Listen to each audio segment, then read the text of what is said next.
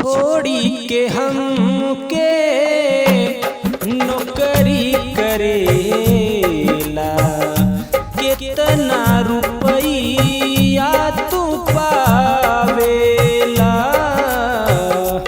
छोड़ी के हमके नौकरी करेला, कितना रुपया तू पावेला। ए सैया जी, ए राजा जी, ए सैया जी, ए राजा जी, याद बहुत तू आवेला, याद बहुत तू आवेला।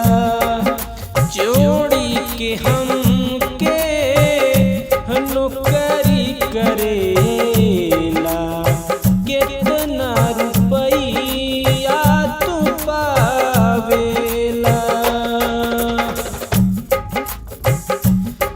कई के गवनवा भवन से परैला, हम बिरहिनिया के बिरहिन बनैला।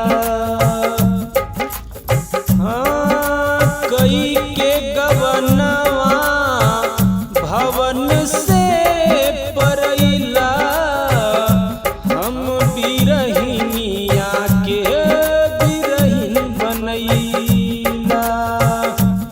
कि जैसे कि जल बीच तड़पे मछरिया, वैसे तू हमें तड़पावेला। छोड़ी के हमके नौकरी करेला, कितना रुपया तू पावेला। फुर्सत न मिले सैया लिखे के पतिया, ड्यूटी से अवते तू धलेला खटिया। ए राजा हो,